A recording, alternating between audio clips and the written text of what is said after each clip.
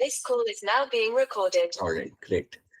So we start the screen share now.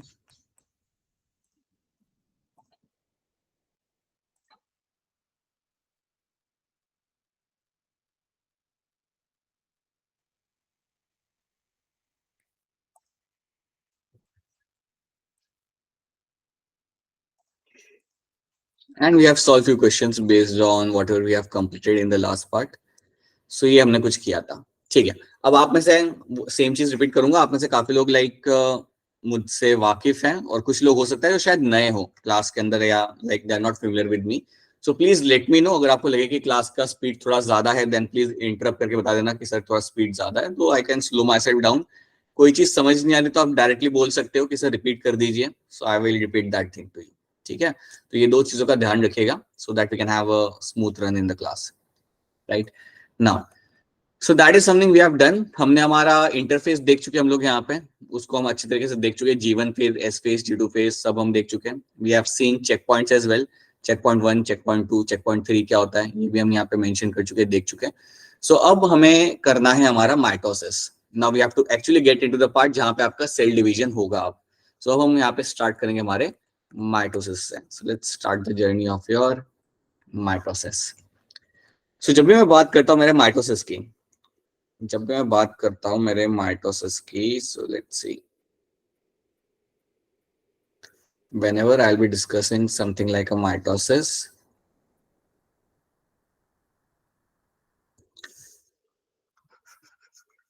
so mitosis को इन लोगों ने डिवाइड किया हुआ है आपके डिफरेंट डिफरेंट फेज के अंदर.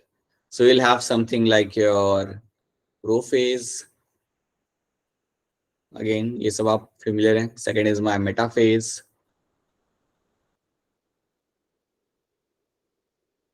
then you will have your anaphase,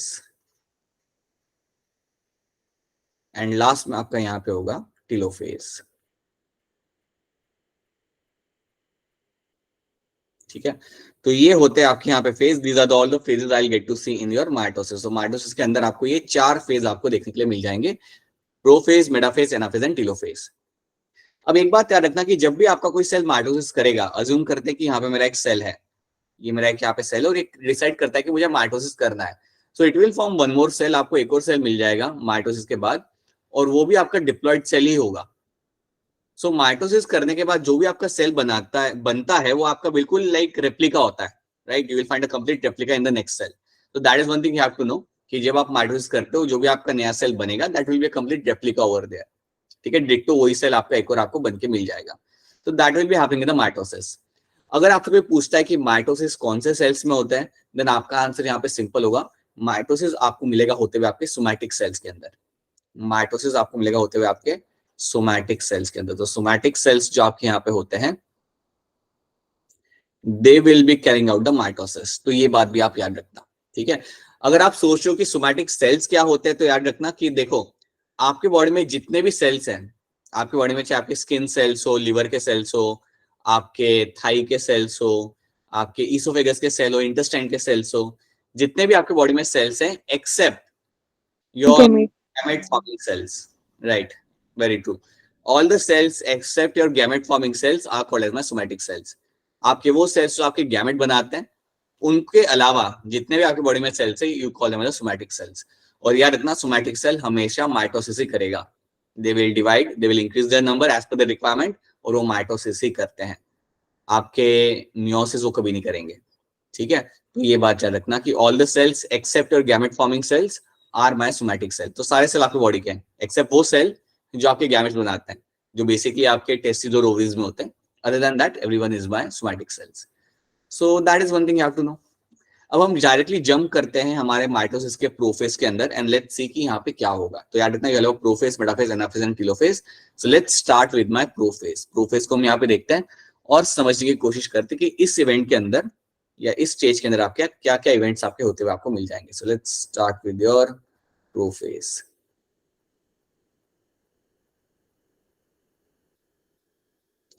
अब जब मैं बात करता हूं मेरे प्रोफेज की, whenever I will be discussing something in terms of the prophase, तो कहा जाता है कि ये जो आपका स्टेज है कहा जाता है, मतलब ये बात काफी एविडेंट है कि ये जो आपका स्टेज है, यहाँ पे आपका जो डीएनए होगा, सी जनरली डीएनए आपका रहता है थ्रेड लाइक फॉर्म के अंदर, so generally DNA will be in the thread like form, right. ये जो आपका डीएनए है, it will start undergoing condensation, it will start undergoing condensation. तो एक कंडेंसेशन होने लगेगा और आपको ऐसे लाइक लंबे लंबे स्ट्रक्चर आपको ऐसे वहां पे ऐसे दिखने लगेंगे। So will find that will be happening in the prophase. So prophase के अंदर बेसिकली आपका डीएनए विल अंडरगो कंडेंसेशन और आपको क्रोमोसोम दिखने वहां पे आपको लगेंगे। You will find chromosome formation will start happening over here. तो सबसे पहला पॉइंट आप यहाँ पे याद रखना, प्रोफेज के अंदर you will find your DNA और I will say chromatin undergoes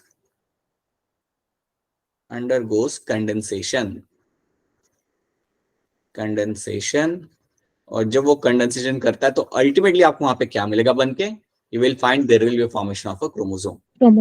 हाँ जी, वहां पे आपका क्रोमोसोम आपका वहां पे दिखने लगता है, वहां पे आपका बनने लगता है। तो ये चीज आपको होते हुए मिलेगी आपके प्रोफेज के दौरान कि क्रोमैटिन आपका कंडेंस हो रहा है, जो आपका एकदम धागे जैसा क्रोमैटिन था कंडेंस हो रहा है और आपका वहां पे क्रोमोसोम बनते हुए आपको वहां पे मिल जाएगा। So that is one thing you find happening over here. सो याद रखना, this is my chromatin, let me use a different colour, this is your chromatin and this is my chromosome।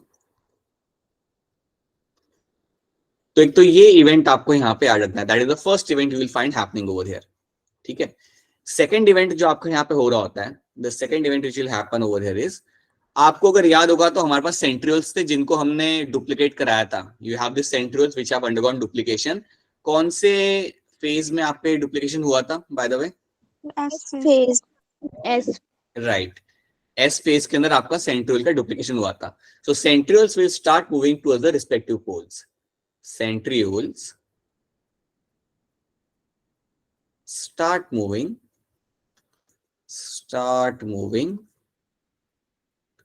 towards respective pole। तो ये अपने poles के तरफ जाना चालू करें, they start moving towards respective pole, अपने पोल्स के तरफ वो लोग चलना वहां पे चालू करेंगे। So how that is going to look like, तो अगर मैं आपको एक रफ आइडिया दूं तो समझो ये मेरा यहाँ पे है आपका centrosome, this is my centrosome, right. और उसके अंदर मेरा यहाँ पे होगा सेंट्रियोल, उसके अंदर मेरा यहाँ पे होगा आपका centriole. So you have centrosome और उसके अंदर मेरा यहाँ पे सेंट्रियोल यहाँ पे लगा हुआ है, राइट। एक और बनाना पड़ेगा, एक नहीं होंगे दो होंगे ऐसे। सो सिमिलरली हम यहाँ पे भी एक बनाते हैं। सो लेट्स से यहाँ पे भी you have your one centrosome और इसमें भी मेरा यहाँ पे सेंट्रियोल लगा हुआ है,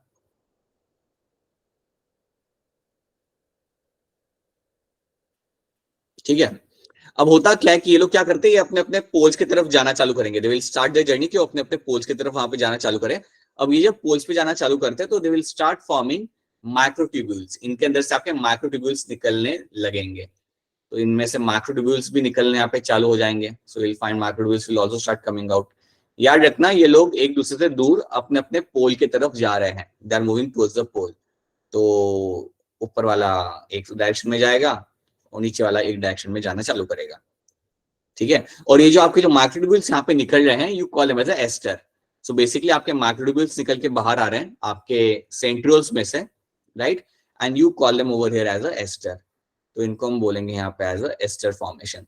सो एस्टर फॉर्मेशन आपको यहाँ पे मिल जाएगा, एस्टर फॉर्मेशन आपको यहाँ पे आपका मिल जाएगा। सो अगर आपसे कोई पूछे कि यार एस्टर फॉर्मेशन है क्या, तो सिंपली याद रखना कि प्रोफेज के दौरान आपके centrioles will start moving towards the poles, और जब वो पोल्स की तरफ जा रहे हैं वहां पे आपके माइक्रोट्यूब्यूल्स निकलने लगते हैं। You will find the microtubules will start coming out और उसको ही हम बोलते हैं यहाँ पे as a aster formation. So aster formation आपको यहाँ पे दिख जाएगा, राइट। सो ये एक और इवेंट है आपका यहाँ पे होते हुए जो आप क्लियरली आप यहाँ पे देख सकते हो। सो याद रखना, पहला event chromatin undergoes condensation to form chromosome, that's one thing. Centrioles will start their journey towards the pole, centrioles अपना पोल्स की तरफ वहां पे अपना जाना चालू करेंगे। तो ये दो पॉइंट्स पहले आप यहाँ पे याद रखना। तीसरा इंपॉर्टेंट पॉइंट जो आप यहाँ पे याद रखेंगे is your nuclear membrane starts to degenerate. Nuclear membrane starts to degenerate. आपकी जो न्यूक्लियर मेम्ब्रेन होती है nuclear membrane starts to degenerate, ये ब्रेक होना चालू करेगी। याद रखना ब्रेक हुई नहीं है, ब्रेक होना चालू किया इसने। तो आपकी जो न्यूक्लियर मेम्ब्रेन आपकी यहाँ पे होगी वो आपकी अब टूटने लगेगी यहाँ पे। You will find that it will start breaking over here.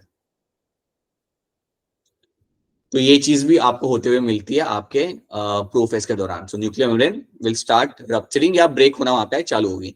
क्योंकि देखो होता क्या है ना, by the end of the prophase आपकी न्यूक्लियर मेम्ब्रेन ऑलमोस्ट निकल जाती है। इट इज ऑलमोस्ट लाइक गायब, आपको कोई न्यूक्लियस वहां पे डिस्टिंक्ट आपको दिखेगा नहीं। सो याद रखना nuclear membrane will start breaking और will start degenerating during the prophase. तो ये आपका यहाँ पे एक इवेंट आपका चालू हो जाएगा। उसके बाद क्या होगा, आपका nucleolus, you have something less my nucleolus will disappear or will degenerate, ये भी आपका degenerate हो जाएगा। किसी को याद है न्यूक्लियोलस क्या करता है? anyone knows that न्यूक्लियोलस करता क्या था? anyone? no one? anyone? Spindle की फॉर्मेशन। वो तो आपका सेंट्रोल कर रहा है, ये स्पिंडल फाइबर फॉर्मेशन आपका सेंट्रोल करेगा। ये जो सेंट्रोसोम के अंदर जो सेंट्रोल है ना, that will doing the spindle formation. ठीक है, yes sir. So nucleus, anyone other than that? Nucleus के लिए कुछ क्या रोल होता होगा? Nothing. Help in cell division. एक बार फिर बोलिएगा, पता नहीं चला। Sir help in cell division. अभी भी पता नहीं चला। एक बार फिर सर बोल रही है help in cell division. Help in cell division? अरे नहीं, कुछ नहीं करते हेल्प। कोई हेल्प नहीं मिलती उनके एंड से। याद रखना nucleus is something which will play a important role in our ribosome synthesis. Ribosome synthesis के लिए न्यूक्लियस ही आपका रोल प्ले करते हैं, याद रखना। कोई पूछे ना कि राइबोसोम्स आते कहां से हैं, तो बोलना न्यूक्लियस होता है जो राइबोसोम बनाने में आपका मदद करता है। So ribosome formation will be happening with the help of the nucleolus. ठीक है, तो इतनी बात फिलहाल के लिए याद रखना that nucleolus will help in the ribosome formation.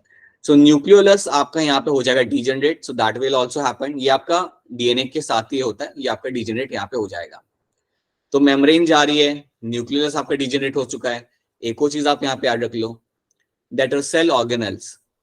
Cell organelles like your ER and Golgi apparatus, ER, Golgi apparatus और ऐसे कई सारे cell organelles will disassemble. They will disassemble. तो ये भी ओके, ये भी आपके यहाँ पे गायब होने लगेंगे। सो आपका ER Golgi will also start disassembling. ये भी आपका वहां पे आपका वैनिश होने लगेगा। ठीक है, सो आपके ऑर्गेनल्स यहाँ पे गायब हो रहे हैं, they are also disassembling. Nucleus आपका डिजेनरेट हो चुका है और न्यूक्लियर मेम्ब्रेन भी आपकी जाने लगती है। जैसे आपका प्रोफेस चालू होगा, it will start degenerating over there. तो इतने इवेंट्स आपको यहाँ पे याद रखने हैं। These are the few events you will find happening in the prophase, right. तो इतने इवेंट्स आपको याद रखने हैं आपके प्रोफेस के अंदर। Now let me try to show you a picture over here. तो आप देख सकते हो आपका प्रोफेस जब चालू होता है तो आपको यहाँ पे कंडेंसेशन चालू हो रहा है। So you have just initiated the condensation. ठीक है, यहाँ पे आप देख सकते हो कि आपने यहाँ पे इनिशिएट किया, you have initiated the condensation, right? और जब आपका प्रोफेस एकदम एंड पे आता है तो आप देख सकते हो मेम्ब्रेन भी न्यूक्लियर की काफी हद तक जा चुकी है आपके यहाँ से, इट इज ऑलमोस्ट गॉन। और आपके दो क्रोमैटिड्स आपके काफी क्लियरली दिख रहे हैं, मतलब आपके क्रोमोसोम काफी कंडेंस हो चुके हैं। So condensation almost complete. So I can clearly say condensation almost complete, मतलब बिल्कुल आपके यहाँ पे क्रोमोसोम्स आपके यहाँ पे अब दिख जाएंगे। तो इसलिए उन्होंने अर्ली प्रोफेस और लाइक लेट प्रोफेस में यहाँ पे डिवाइड करके रखा हुआ है। ठीक है, लेकिन आप कलेक्टिवली आप ये चार चीजें याद रखना कि वहां पे क्या क्या हो रहा है, राइट। न्यूक्लियर मेम्ब्रेन जा रही है, न्यूक्लियस जा रहा है, आपके ऑर्गेनल्स भी आपके गायब होंगे अब, ER and Golgi like organelles will also disassemble, and उसके साथ साथ आपका chromatin will condense into your chromosome, और सेंट्रियोल्स अपनी जर्नी चालू कर देते हैं towards the poles. So these are the features of my prophase. ये मेरे यहाँ पे फीचर्स हो जाएंगे मेरे प्रोफेस के। सो you can see over here आपका क्रोमैटिन यहाँ पे हम कंडेंस करा के दिखा रहे हैं, न्यूक्लियर मेम्ब्रेन आपकी जा रही है और आपके सेंट्रियोल्स ने जाना चालू कर दिया आपके पोल्स की तरफ, and you can very clearly see आपका एस्टर फॉर्मेशन यहाँ पे आपको दिख रहा है। और यहाँ से फिर फ्यूचर में आप अपना माइक्रोट्यूब्यूल्स या स्पिंडल फाइबर अपना यहाँ पे आप बना लोगे। So that is going to be the aster formation over here, right. तो यहाँ पे आपका प्रोफेज होता है खत्म. So you will find the prophase ultimately over here gets completed. Now what will happen, what is the next thing I will get to see. अब आपका यहाँ पे आएगा metaphase. Now let's quickly talk about my metaphase. So metaphase जो आपका होता है, एक ये ऐसा स्टेज है जो कहा जाता है सबसे बढ़िया स्टेज होता है क्रोमोसोम्स को स्टडी करने के लिए. सो ये बात भी याद रखना कि metaphase is the best phase two study the chromosome. आज की डेट में अगर आप कहते हो कि मुझे क्रोमोसोम्स को काउंट करना है, तो सबसे बढ़िया टाइम आपका मेटाफेज ही होगा काउंट करने का. सो ये बात आप याद रखना, that metaphase is the most important phase, like it's a most like best phase I would say to study chromosomes. So let's talk about your metaphase.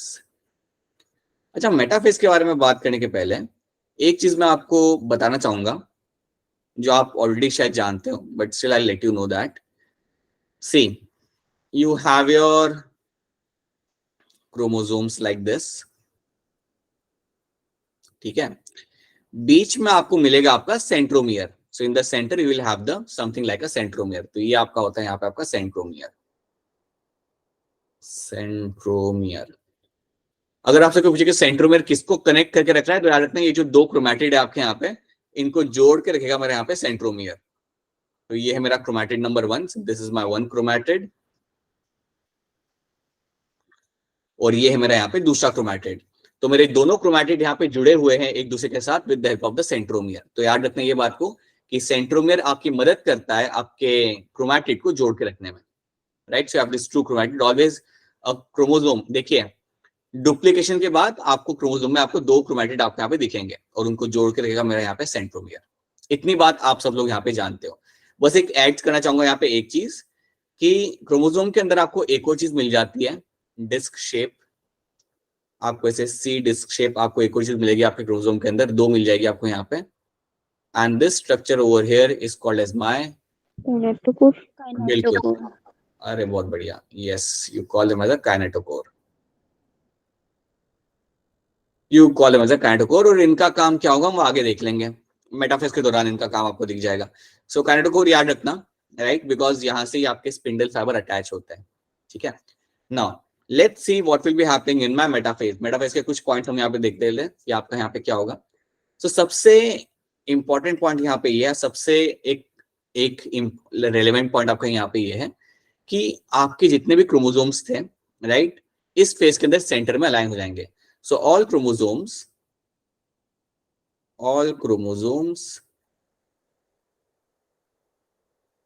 align in the center. सारे के सारे क्रोमोसोम्स आपके centre में आके align हो जाएंगे. Question ये आता है कि यार इनको अलाइन कौन कर रहा है, तो आपका आंसर भी यहाँ पे होगा स्पिंडल फाइबर. Spindle fibre. और ये स्पिंडल फाइबर कहां से निकल जाता, from where it was coming out? Centromere. हाँ जी, सेंट्रियोल्स आप बोल दो, सेंट्रियोल्स बोल दो, सही रहेगा. स्पिंडल फाइबर फ्रॉम सेंट्रियोल्स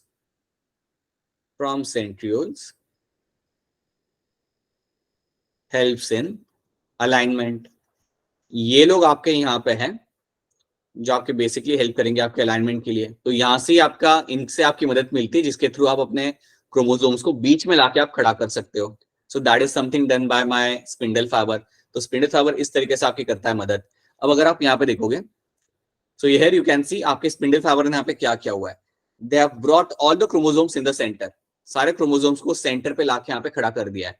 और ये जो इक्वेटर पे आके जो मेरे सारे क्रोमोसोम्स खड़े हो गए, ये सारे क्रोमोसोम जब मेरे बीच में लाइन में खड़े हो गए हैं, they are in the equator, that is called as my metaphase plate. हाँ जी, that is called as my metaphase plate.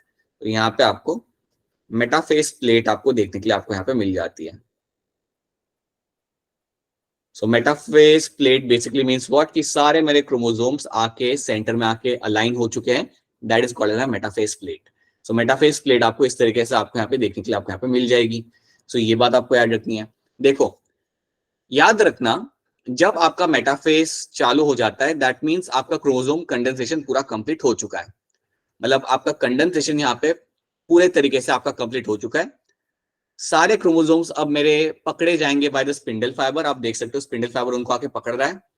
और अगर आपसे कोई पूछे कि स्पिंडल फाइबर कहां से उन्हें ग्रैब करता है, so and then your answer is going to be your kinetochore.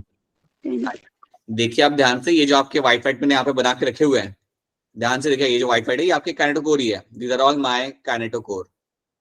और इन काइनेटोकोर के थ्रू आप क्या कर रहे हो, आप अपने स्पिंडल फाइबर के थ्रू अटैच कर रहे हो। So chromosomes attach with the spindle fibre with the help of my kinetochore. ये वो हुक होता है जिसके थ्रू वो लोग अटैच करेंगे क्रोमोसोम्स के साथ, एंड देन उन सबको बीच में लाके आप खड़ा कर दोगे। अब याद रखना, ये आपका सबसे बेस्ट टाइम है क्रोमोसोम स्टडी करने का। आज की डेट में अगर आप कहते हो कि मुझे ड्रोसोफिला स्टडी करना है, उसके क्रोमोसोम कितने हैं, या मुझे ग्रास हॉपर के क्रोमोसोम स्टडी करना है, तो किसी भी कंडीशन के अंदर याद रखना कि ये जो अलाइनमेंट आपका सेंटर में आ रहा है, ये आपके लिए बड़ा ही इंपॉर्टेंट होगा। Like this is the phase where you can actually count them, this is the phase. आप ये भी स्टडी कर सकते हो कि क्या कहीं कोई डिसऑर्डर है तो नहीं, ये भी आप इसी फेज के अंदर आप देख सकते हो। पता है आपने प्रिंसिपल ऑफ इनहेरिटेंस पढ़ा है, आपने डिसऑर्डर भी वहां पे देखे होंगे, down syndrome, Edward syndrome, right? तो वो सब आप यहाँ पे देख सकते हो। You can actually see all those things happening over here, कि एक क्रोमोसोम एक्स्ट्रा है या एक पार्ट नहीं है क्रोमोसोम का। You can all study in the metaphase, right? Even अगर देखा जाए ना, अगर आपको कोई क्रोमोसोमल एब्नॉर्मलिटी देखनी हो कोई भी टाइप की, this is the phase which can be used over here. तो याद रखना, ये क्वेश्चन कभी अगर आया स्टेटमेंट के फॉर्म में कि which is the best phase for studying the chromosome, your answer should be always your metaphase. तो यहाँ पे आपका अलाइनमेंट आपका पूरा हो जाता है। तो इसमें आपको इतना ही याद रखना, और ज्यादा कुछ अलग नहीं है इसके अंदर। सेंट्रियोल्स आपके क्रोमोसोम्स को यहाँ पे अलाइन कर लेते हैं सेंटर के अंदर, सो that is your metaphase, right? तो आप देख सकते हो यहाँ पे सारे पहले तो आपके स्पिंडल फाइबर उन सबको पकड़ेंगे, पकड़ के उनको सीधे लाइन में लाके आपका खड़ा कर देंगे। सो that is what is seen happening in the metaphase, right? Nuclear membrane बिल्कुल दिख नहीं रहा, आप जानते हो वो जा चुका है आपका मेम्ब्रेन, तो अब सिर्फ आपका साइटोप्लाज्म है यहाँ पे। So that is something you should be able to see. अब यहाँ पे क्या होगा? Now what will happen? Now you will have your conventional anaphase. अब आपका यहाँ पे क्या होता है? Now you will have your anaphase यहाँ पे। अब next phase आपका जो होगा यहाँ पे, that is going to be the anaphase. So let's see what happens over here.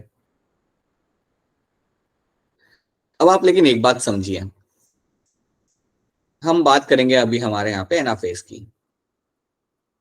Anaphase जब भी आपके सामने टर्म आएगा तो आपको यहाँ पे एक चीज रखनी है, या इसको ब्रैकेट में लिख सकते हो साइड में, दैट नाउ द क्रोमोसोम्स या chromatids will start moving apart, या आप अपार्ट लिख दो। अपार्ट का मतलब यहाँ पे ये आ रहा है कि अब आपके जो क्रोमैटिड्स थे अब वो अपने अपने डायरेक्शन में मूव करेंगे। पर मूव कैसे करेंगे? सबसे पहली चीज जो आपकी होगी एनाफेज के अंदर, that is my splitting of centromere. Splitting of centromere.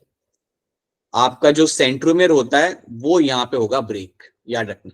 The centromere over here will undergo the breakage and then you will find your chromatids will start moving apart. तो सबसे इंपॉर्टेंट इवेंट एनाफेज का is your splitting of centromere. आपका जो centromere यहाँ पे होता है वो आपका ब्रेक होगा। अब जैसे ही आपका सेंट्रोमियर ब्रेक होगा, so I can show you over here. समझिए मेरे यहाँ पे क्रोमोसोम है, this is my chromosome over here, right? दोनों साइड से उसे स्पिंडल फाइबर ने पकड़ के रखा हुआ है, यहाँ पे यहाँ से भी पकड़ के रखा हुआ है, ऊपर से भी पकड़ के रखा हुआ है, नीचे से पकड़ के रखा हुआ है, एंड इनको पकड़ के रखा हुआ है with the help of my your kinetochore की मदद से यहाँ पे इनको ग्रैब करके रखा हुआ है। नाउ व्हाट हैपेंस ना, आपके जो स्पिंडल फाइबर है ये पुल करना चालू करेंगे, they will start pulling them apart, ठीक है? So there will be a repulsion happening, so you will find repulsion of spindle fiber will start happening. Yeah, I can simple language में लिख सकता हूँ that pulling of spindle fiber will be seen over here. So pulling of spindle fiber is seen. अब spindle fibre जब आपके यहाँ पे खींचना चालू करेंगे तो याद रखना आपका सेंट्रोमियर यहाँ पे ब्रेक होगा, और जैसे ही आपके यहाँ पे सेंट्रोमियर आपका ब्रेक होता है देन आप क्या करोगे, देखने के लिए आपको क्या मिलेगा कि आपके क्रोमैटिड्स आपके पोल्स की तरफ वहां पे जाना चालू करेंगे। आपके जो क्रोमैटिड्स यहाँ पे है ये आपके पोल्स की तरफ मूव करना चालू कर जाते हैं, right? So you will find over here कि क्रोमैटिड्स आपके जो है यहाँ पे they will start moving to the poles. तो सबसे इंपॉर्टेंट बात यहाँ पे याद रखना कि आपका सेंट्रोमियर यहाँ पे स्प्लिट होगा and then you will find कि आपका क्रोमैटिड्स आपके अपने अपने डायरेक्शन में यहाँ पे जाना चालू करेंगे, they will start moving towards the respective poles, ये बात एक यही आपका इवेंट है। और एनाफेज आपका सबसे स्मॉलेस्ट फेज होता है। एनाफेज में ज्यादा टाइम लेना भी नहीं है। Anaphase is the smallest phase और ये फटाफट हो जाता है and then you will find कि आपके chromosomes will start moving towards the respective pole. अब पता है यहाँ पे इंटरेस्टिंग बात क्या है, अब आप यहाँ पे ध्यान से सुनिएगा। Now understand one thing very clearly what is happening over here. Anaphase में आपका स्प्लिटिंग ऑफ सेंट्रोमियर होगा and then you will have a pulling of spindle fibre and third point भी लिख देता हूँ यहाँ पे, that your chromatid will move apart. आपके जो क्रोमैटिड्स हैं, your chromatid will move apart. इतना तो आपने यहाँ पे देख लिया, ये मैंने वही लिखा है जो आपका यहाँ पे हो रहा है, that is something I have written over there. अब आप मेरी एक बात ध्यान से सुनिए, अगर आपको याद हो तो चेक पॉइंट नंबर 3 कहाँ पे आता था? Checkpoint number 3 G2 M phase M phase के अंदर। चेक पॉइंट नंबर 3 आपको मिलता था आपके एम फेज के अंदर। अब मेरी बात ध्यान से सुनिएगा, अब चेक पॉइंट नंबर 3 आपका करता क्या? Let's try to understand. So let me just try to make you understand what the checkpoint number 3 is going to do over here. See, assume करते हैं कि आपके क्रोमोसोम्स आपके मेटाफेज के अंदर हैं। So पहले मैं आपको बताऊंगा कि आपका चेक पॉइंट नंबर 3 पहले याद रखिएगा कि चेक पॉइंट नंबर 3 आपका आता है between the metaphase and anaphase. इसके बीच में आपका आएगा यहाँ पे आपका checkpoint. So between the metaphase and anaphase, you will find your checkpoint number 3 will be seen. ये बात याद रखना।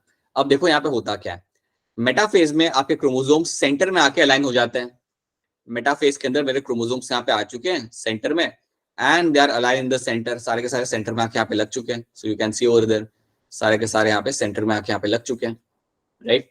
इनको कौन लगा रहा है? मेरे स्पिंडल फाइबर इनको लगा रहे हैं यहाँ पे। So let me make that also.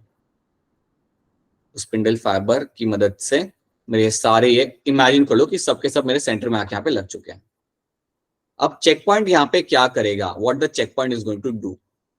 Check point का काम ये होता है ये चेक करना कि क्या मेरे स्पिंडल फाइबर सही तरीके से मेरे क्रोमोसोम के साथ अटैच है या नहीं है।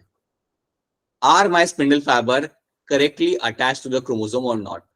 या मैं ऐसा कह सकता हूं, वो चेक करेगा कि क्या ऊपर वाला स्पिंडल फाइबर यहाँ के कैनेटोकोर से सही से लगा हुआ है नहीं लगा हुआ, या नीचे वाला जो मेरा स्पिंडल फाइबर है क्या वो नीचे वाले कैनेटोकोर के साथ सही से लगा हुआ है या नहीं लगा हुआ, ये यहाँ पे आप चेक करते हो। So that is the role of the checkpoint number 3।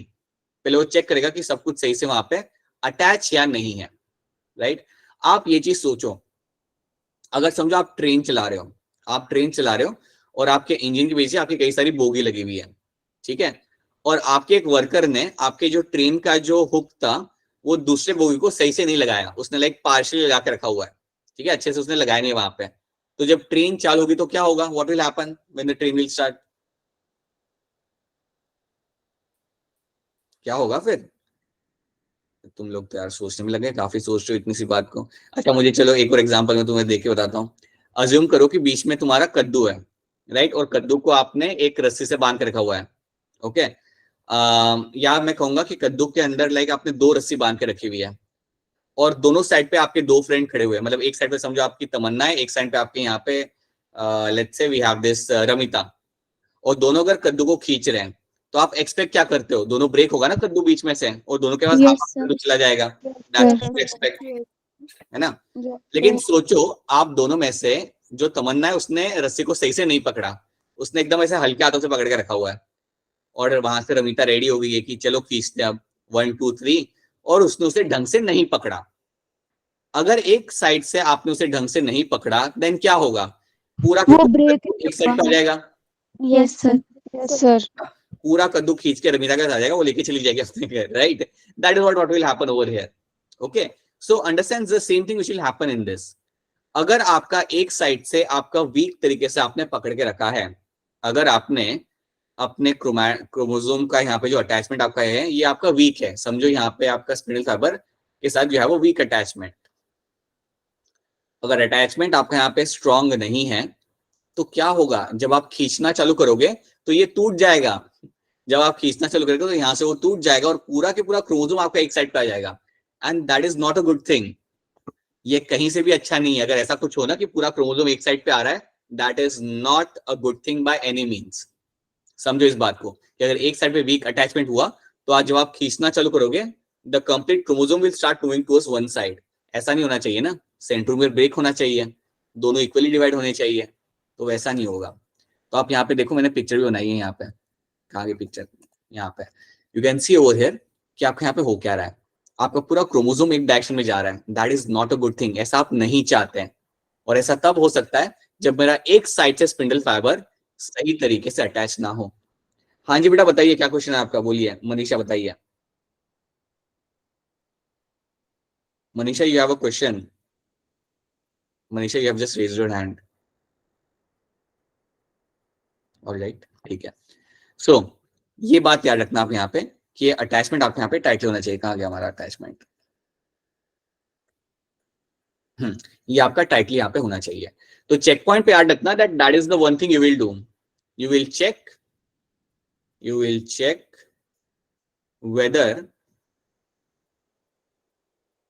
whether your spindle fiber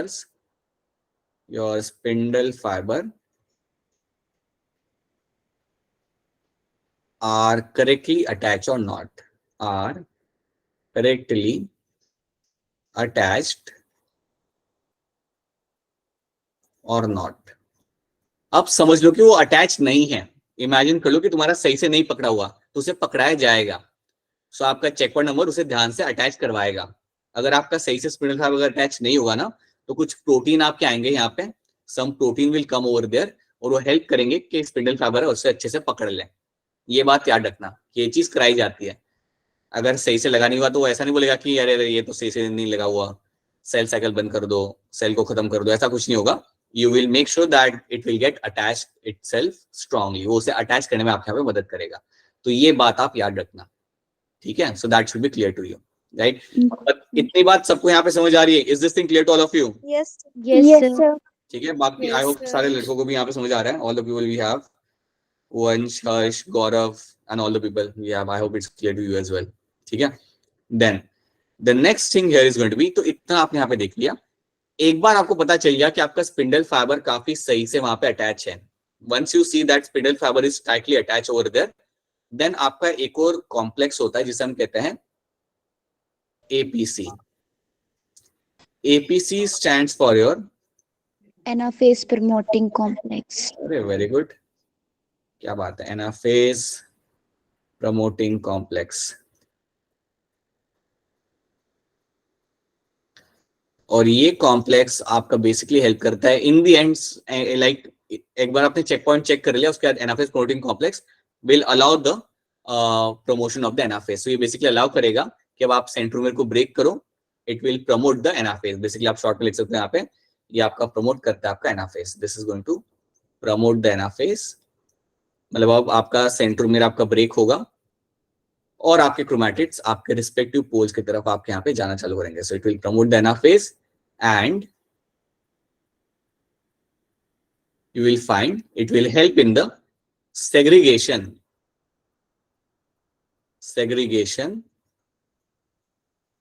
of chromatids, या क्रोमोसोम भी मैं यहाँ पे लिख सकता हूँ, because now they will behave like a chromosome. तो ये अब आपके लाइक सेपरेट हो जाएंगे, दूर चले जाएंगे, and that will all happen because of the APC. तो ये चीज आपको यहाँ पे याद रखनी है। सो एपीसी याद रखना, एक तो ये भी आपका काम करेगा, ये प्रमोट करेगा अल्टीमेटली कि चलो अब चालू करते हैं ना फेज, एंड उसके पहले चेक पॉइंट आपके चेक करते कि यार वो सही से लगा हुआ है नहीं लगा हुआ। याद रखना, अगर सही से लगा हुआ ना हो आपका स्पिंडल फाइबर, तो आप उसे लगाओगे वहां पे, आप चीजों को बंद नहीं करोगे। You will make sure that they do get tightly arranged over there so that you can continue with your anaphase smoothly. So that is one thing should be clear to you. And then फिर आपका यहाँ पे anaphase होता है, you can C anaphase आपका हो रहा है, खींच के आप लेके जा रहे हो, you are pulling them apart, and that is what you find happening in anaphase. तो चेक पॉइंट नंबर 3 याद रखना, और याद रखना कि एनाफेज में ज्यादा कुछ कॉम्प्लेक्स चीज हो नहीं रही, सेंट्रोमियर ब्रेक होगा और मेरे chromatids will start moving towards the respective poles. मेरे chromatids now can behave like a chromosome and they will move in the respective pole. ठीक है, तो ये चीज आपको यहाँ पे याद रखनी है। So that is one thing you have to know. Okay, तो यहाँ पे हमने ये चीज यहाँ पे देख ली। Now let's understand the last phase. आपका लास्ट फेज क्या है उसे हम यहाँ पे देखते हैं। बारे में हमारा लास्ट फेज कौन सा था? Telophase. Telophase was my last phase, तो फटाफट हमारा लास्ट फेज भी हमें देख लेते हैं। अब कहा जाता है जब भी आप बात करते हो टेलोफेज के बारे में, व्हेनेवर यू डिस्कस टेलोफेज, कहा जाता है it is a reverse of your prophase. ये बिल्कुल आपका रिवर्स होगा आपके प्रोफेज से। सो फटाफट देख लेते हैं इसमें क्या है रिवर्स वाली चीज जो इसको कहते हैं रिवर्स ऑफ द प्रोफेज। तो पहला पॉइंट याद रखना कि यहाँ पे आपका chromosome will get decondense. So what will happen over here, chromosome जो आपके होते हैं, chromosome will undergo decondensation, decondensation, and they will turn into your chromatin, and they will turn into your chromatin. एक तो ये बात यहाँ पे याद रखना कि आपके जो क्रोमोसोम्स थे, the chromosomes which were present over there, they will undergo decondensation. इसका मतलब ये होता है कि अब ये आपका थ्रेड लाइक स्ट्रक्चर आपके आपस से बन जाएंगे। तो ये एक इवेंट आपका यहाँ पे हो रहा है, तो ये अपोजिट है, जो प्रोफेज में हो रहा था उससे बिल्कुल अपोजिट है। प्रोफेज में आपका कंडेंसेशन हो रहा था, यहाँ पे डीकंडेंसेशन आपका हो रहा है, राइट। उसके बाद spindle fibre disappears, spindle fibre आपकी बिल्कुल आपकी गायब हो चुकी होगी, तो spindle fibre is going to disappear, वो आपको यहाँ पे देखने के लिए नहीं मिलेगी, वो आपकी गायब हो जाती है during the telophase. That's the second point you have to know, right. उसके बाद क्या होगा, मैं आपको यहाँ पे पिक्चर भी दिखा देता हूँ। सो देखो आपको यहाँ पे कुछ चीजें दिख रही है, आपका chromosome will undergo डीकंडेंसेशन, spindle fibre आपको यहाँ पे दिख नहीं रही। अब एक और चीज याद रखना, nuclear membrane will start reappearing, और will nuclear membrane will reappear, nuclear membrane is going to reappear, ये आपकी यहाँ पे वापस आ जाएगी। इसके अलावा आप मुझे बताइए कि और क्या होगा जो वापस आएगा, जो प्रोफेज में गया था वो क्या चीज है जो वापस आएगी अब? Sir nucleolus. Nucleus. हाँ जी, Golgi apparatus. Reticulum. बिल्कुल सही, nucleus is also going to reappear, एक ये चीज आपकी वापस आ जाएगी। और उसके साथ साथ आपके ईआर और गोल्गी जो आपके गायब हुए थे, your ER and your Golgi जैसे आपके ऑर्गेनल्स होते हैं, they will also like assembling, ये आपके असेंबल हो जाएंगे। सो दे विल असेंबल, वहां पे डिसअसेंबल हुए थे, यहाँ पे वो असेंबल हो जाएंगे। तो ये आपके कुछ इवेंट्स है, these are the few events which we will find happening in the telophase. ये आपके कुछ इवेंट्स आपके होते हैं यहाँ पे जो आपके टेलोफेज के अंदर होंगे, and they are completely like opposite to your prophase. Prophase से बिल्कुल आपके यहाँ पे होंगे अपोजिट। क्रोमोसोम क्रोमैटिन में कन्वर्ट हो रहा है, स्पिंडल फाइबर आपके गायब हो चुका है, न्यूक्लियर मेम्ब्रेन वापस आ रही है, न्यूक्लियस आपको वापस आ रहा है, और ईआर और गोल्गी आपके यहाँ पे वापस से असेंबल हो रहे हैं। सो that is what you find happening over here. और इसके साथ साथ एक और चीज याद रख लेना कि साइटोकाइनेसिस यहाँ पे आपको इनिशिएट हो जाएगा। साइटोकाइनेसिस विल इनिशिएट, ये आपका यहाँ पे इनिशिएट हो जाता है। So cytokinesis will actually initiate over here, मतलब वो आपका इवेंट आपका चालू हो जाएगा, and you can see that. कैसे आप देख सकते हो, लेट्स हैव अ लुक। तो यहाँ पे आपका टेलोफेज के अंदर आपके लाइक दोनों पोल्स की तरफ जा चुके हैं अपने chromosomes, everything is reappearing right now, और आपको यहाँ पे फरो फॉर्मेशन आपको यहाँ पे मिल जाए। ये जो फरो फॉर्मेशन आपको यहाँ पे दिख रहा है, ये आपका इंडिकेटर है कि आपका साइटोकाइनेसिस चालू हो चुका है, राइट। इसे हम इवन कहते हैं as a cleavage furrow, you also call it as a cleavage furrow, right. So cleavage furrow formation आपके यहाँ पे हो चुका है। तो आप देखोगे आज का जो फरो ही आपका अंदर से अंदर आपका जाने लगा। सो ये अभी तक यहाँ तक पहुंच चुका है, it will start going on the inner side, और अल्टीमेटली आपका साइटोप्लाज्म डिवाइड हो जाएगा और आपको दो सेल आपके यहाँ पे मिल जाएंगे। सो that is what you will find happening. तो याद रखना साइटोकाइनेसिस का जो इंडिकेशन होता है वो आपको टेलोफेज में दिख जाएगा। साइटोकाइनेसिस का इंडिकेशन आपको टेलोफेज के अंदर देखने के लिए आपके यहाँ पे मिल जाएगा। So that should be clear to all of you. Now let's see over here how this going to look like. So assume करते कि मेरे यहाँ पे फोरो फॉर्मेशन है, ये मेरा यहाँ पे चालू हो चुका है, और आप 15 मिनट बाद आके देखोगे वहां पे, so you will have your 2 cells will be formed. Furrow बहुत अंदर जा चुका होगा, समझो हमने इसे बहुत अंदर कर दिया, and in a matter of some time you will observe कि आपके 2 सेल वहां पे आपके रेडी हो चुके होंगे।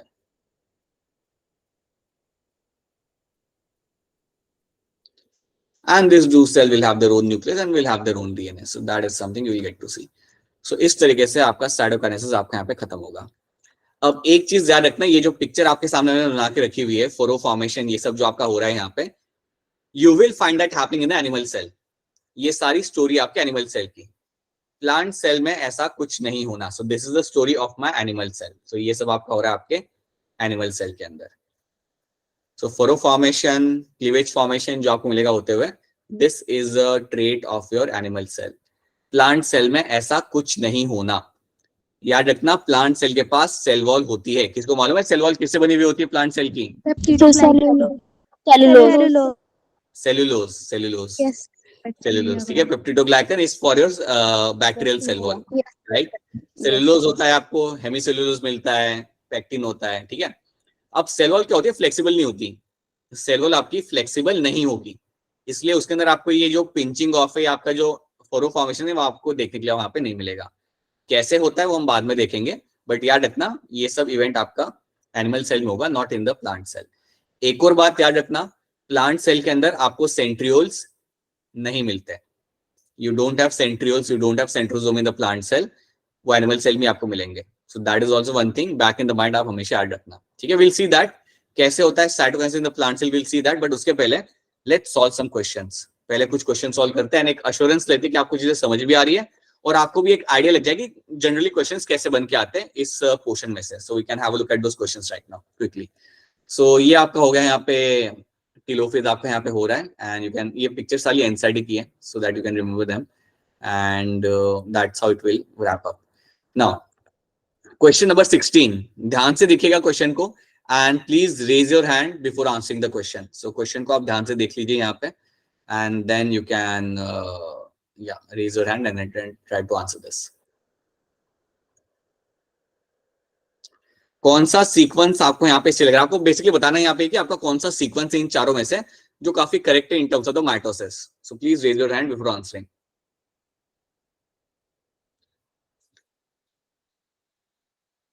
काफी टाइम ले लिया बेटा आप लोगों ने, इतना नहीं सोचा था मैंने आप लोग टाइम लोगे. Question number 16, which are the following options the correct sequence of event during the mitosis. चलिए कुछ लोगों ने यहाँ पे हैंड रेज किया, लेट्स हैव अ लुक. रिया आप बताइए क्या आंसर होगा इसका? सर ऑप्शन ए. रिया यहाँ पे ऑप्शन ए कह रहे हैं, ठीक है. मैं एक और आंसर लेना चाहूंगा. देन तमन्ना आप बताएंगे क्या आंसर हो सकता है इसका? Sir option A. राइट. सो आप दोनों का ही आंसर यहाँ पे सही है, and I am hoping that सबका भी आंसर यहाँ पे ये रहेगा. Condensation is something which will happen over there. Nuclear membrane फिर आपके यहाँ पे जाए डिसअसेंबल होगी. So they are talking about the prophase. Arrangement at the equator, सब सेंटर में आपके यहाँ पे खड़े होंगे, एंड देन सेंट्रोमेर आपका ब्रेक होता है, anaphase. Segregation is also happening in the anaphase, right, and then you have a telophase. So yes, statement है या ऑप्शन ए मेरे यहाँ पे करेक्ट एग्जाम्पल है, it is the right statement in terms of your question number 16. So yes, option A मेरा बनेगा यहाँ पे एज अ करेक्ट आंसर. बिल्कुल सही. 2017 का ये क्वेश्चन था. So this are kind of question they can ask you. Question number 18, spindle fibre attach on to. मेरे स्पिंडल फाइबर किसके साथ जाके यहाँ पे अटैच करेंगे? सो ध्यान से देखिएगा, राइट, जल्दबाजी मत करिएगा, and then try to answer this. Please raise your hand before answering. So few people have raised their hand. Suryansh बताइए क्या लग रहा है आपको इसके अंदर answer? D. Suryansh is saying option D यहाँ पे, ठीक है. Alright, I just take one more answer over here. Himani आपको क्या लग रहा है? Option D. Right, I just take one more answer in this. Neha Kumari आप बता दीजिए. Sir option D.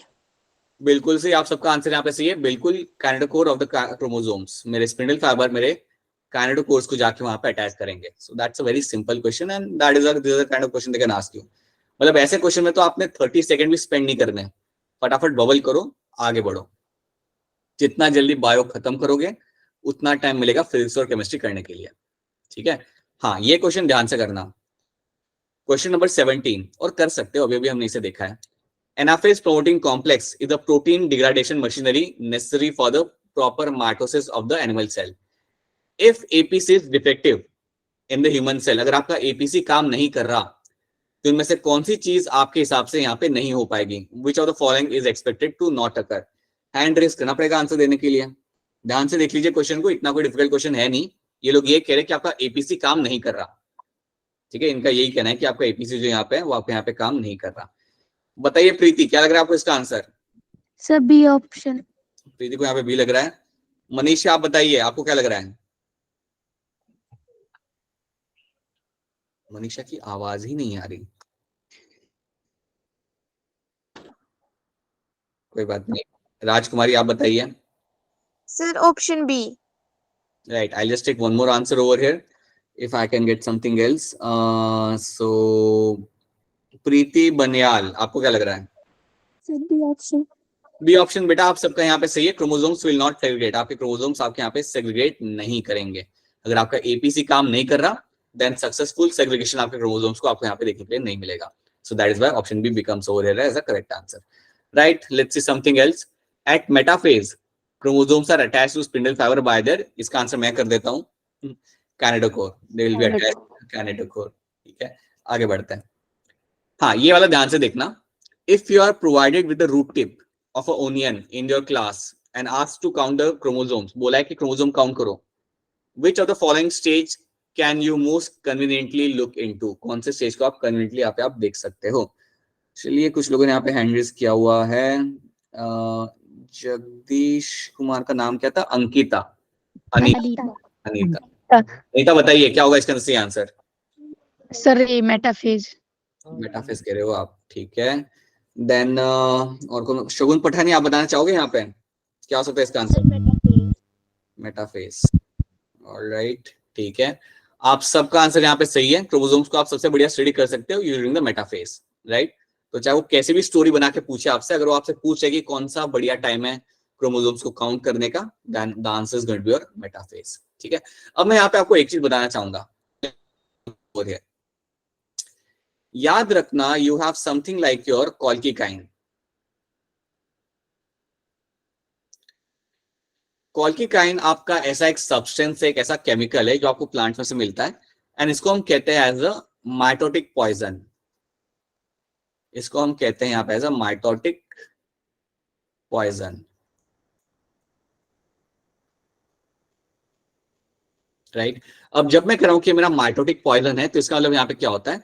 कॉल्की काइन आपके स्पिंडल फाइबर को असेंबल होने नहीं देगा। It will not allow spindle fibre formation.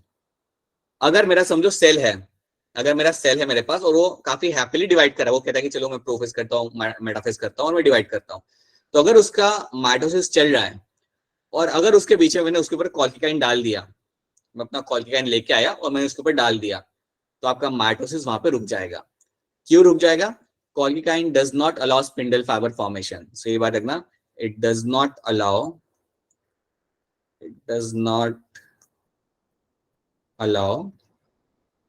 spindle fiber formation, spindle fiber formation। Basically ये chemical spindle fibre को असेंबल होने ही नहीं देता, और अगर आपका स्पिंडल फाइबर असेंबल नहीं हो रहा, देन समझ जाना कि आपका माइटोसिस या जो भी सेल डिवीजन है आपका, वो आपका आगे बढ़ नहीं पाएगा। सो याद रखना, colchicine is a mitotic poison and it does not allow the spindle fibre formation. तो ये बात आप दिमाग में बिठा लीजिए। So this is one thing should be clear to all of you. तो जैसे कि हमारा स्पिंडल फॉर्मेशन एनाफेज में होता है, तो उससे पहले का प्रोसेस इसमें होगा कि वो भी नहीं होगा? नहीं, अगर ये वाला केमिकल स्पिंडल फाइबर तो आपका चालू हो जाता है आपका, लेकिन मेटाफेज के अंदर पूरा अलाइन हो जाते हैं और प्रोफेज के अंदर वो चालू हो जाता है। ठीक है, सो लेट्स अज्यूम तुम्हारा मेटाफेज चल रहा है और तुमने तुम्हारा यहाँ पे कॉल्किकाइन डाल दिया, तो स्पिंडल फाइबर अब इसके बियॉन्ड काम नहीं कर पाएंगे। वो जो पुलिंग का जो काम होगा ना, they will not do that, वो वहां पे होएगा ही नहीं, तो आपको वहां पे सब चीजें अटक जाएगा। Yes sir. ठीक है, तो अब आपका पुलिंग वुलिंग वहां पे कुछ होने नहीं वाला। आपके सारा आपने अपना डीएनए डबल करके रखा हुआ था, वो आपका डिवाइड ही नहीं होगा cell, so that will happen over there. ठीक है, सो याद रखना, it won't allow the spindle fibre formation. We will skip this question, यहाँ पे ट्यूबुलिन होना चाहिए था, so they haven't mentioned, so we will skip this thing, right. Microtubules are involved in, like किस चीज में माइक्रोट्यूब्यूल आपके इन्वॉल्व होते हैं? तो इसका आंसर आपका क्या होगा? 32 का आंसर यहाँ पे क्या होगा? बताइए भुवनेश्वरी, क्या होगा इसका आंसर? नहीं बता रहे आप, ठीक है। रिया आप बता दीजिए फटाफट, क्या आंसर होगा इसका? Cell division. बिल्कुल, it will play a role in my cell division. और ये आपके माइक्रोट्यूब्यूल्स सारे के सारे आपके निकल के आएंगे from your centrioles. They will be start coming out from the centrioles. तो ये बात याद रखना, they will be coming out from the centrioles and they will help in your cell division. ठीक है, अच्छा ये ध्यान से देखना. During cell division in the apical meristem, the nuclear membrane appears in. Nuclear membrane कौन से phase में वापस आती है? Hand raise करना पड़ेगा आंसर करने के लिए. Please raise your hand before answering this.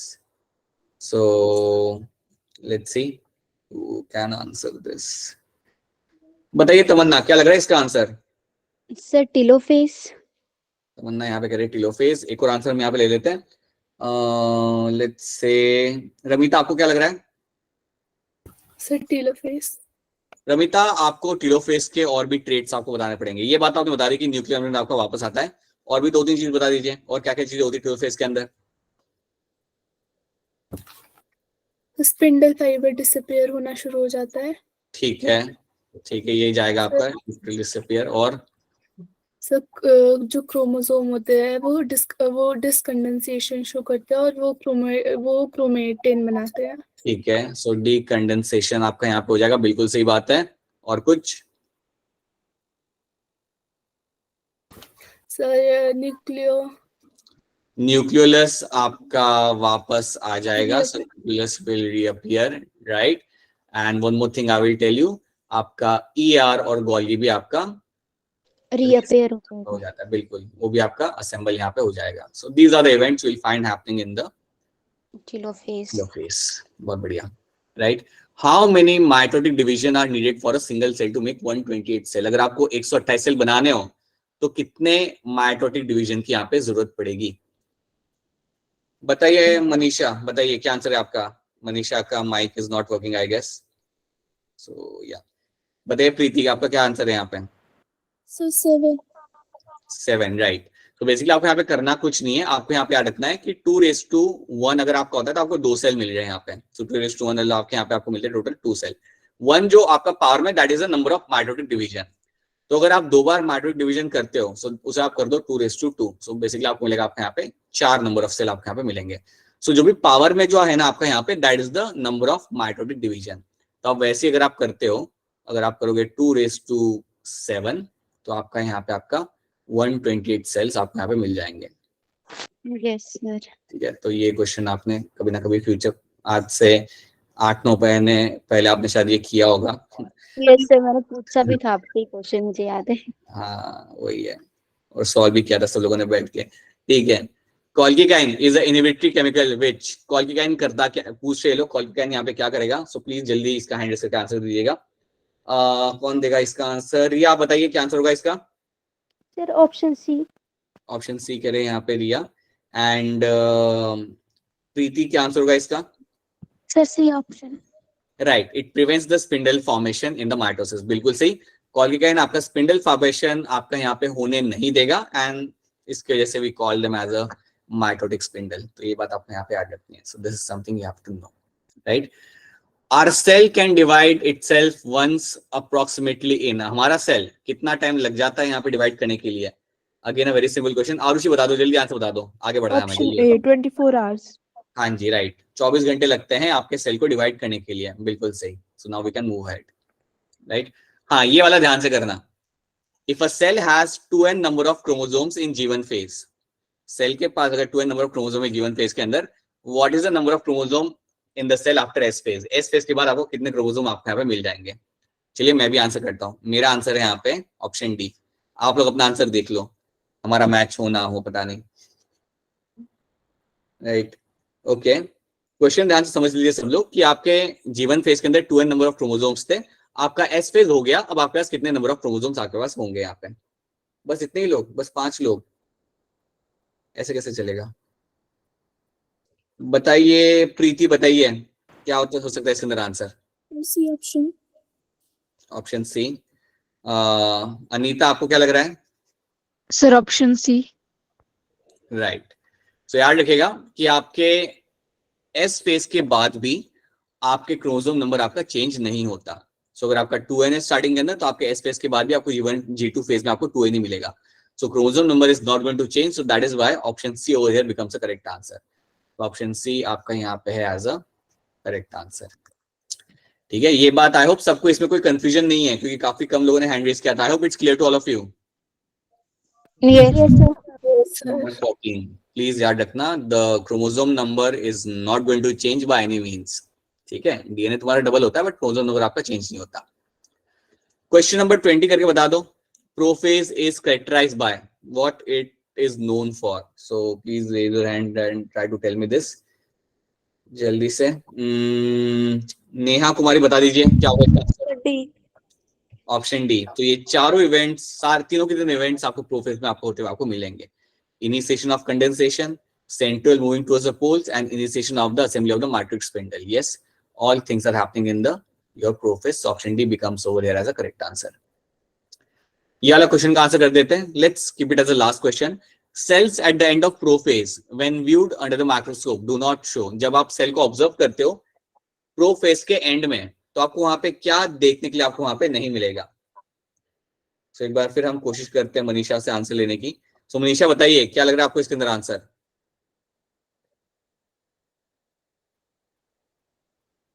All right. Now Bhuvaneshwari आप बताइए. सर ये मैसेज बॉक्स में आंसर कर रही है मनीषा. बहुत आंसर कर रही है मनीषा. ठीक है Manisha, I guess you have given a correct answer. तब तक भुवनेश्वरी आप बताइए. भुवनेश्वरी भी मैसेज बॉक्स. ऑप्शन सी कह रहे हो आप. यहाँ पे कह रहे कि क्या चीज आपको नहीं दिखेगी पूछा है, आपने सी बोला यहाँ पे. ठीक है हिमानी, आपको क्या लग रहा है. Option D. हिमानी कह रही कि कुछ भी नहीं दिखेगा. ऑलराइट, एक और मैं आंसर ले लूंगा आपके एंड से. लेट्स से आरुषि आप बता दीजिए. Option D. Right, option D. तो याद रखना बेटा, ये कुछ भी नहीं दिखेगा आपको जब आपका प्रोफेज खत्म होने वाला होता है. ना ही आपको गोल्गी और ईआर दिखेगा, ना ही आपको कोई न्यूक्लियोलस दिखेगा वहां पे, ना ही आपको न्यूक्लियर एनवेलप वहां पे दिखेगी. तो याद रखना option D over here becomes a correct answer. Option D here will become the correct answer. ठीक है, सो याद रखना ये तीनों ही चीजें आपको यहाँ पे देखने के लिए आपको नहीं मिलेंगी by the end of the prophase. So that is going to be the correct answer, is going to be my option D. Right, so these are the questions we have done आज की class के अंदर. सो ये कुछ हमने question solve किए. आप देख सकते हो कि ज्यादा क्वेश्चन कॉम्प्लेक्स नहीं आते माइटोसिस से, विच आर वेरी डुएबल. एक आपको अंडरस्टैंडिंग अगर आपकी रहती है तो आप उन्हें कर सकते हो. एक बेसिक अंडरस्टैंडिंग क्लियर है तो you can do them very easily. Right, now what will be doing in the next class ना, कल की क्लास में हम लोग क्या करेंगे, that we will do initially the cytokinesis in plants. पहले वो कंप्लीट कर लेंगे क्योंकि एक टॉपिक है जो थोड़ा अलग है लेकिन जिसको समझना like it's super important. So that is something will do. And along with that will be doing the meiosis. फिर हम मियोसिस चालू करेंगे.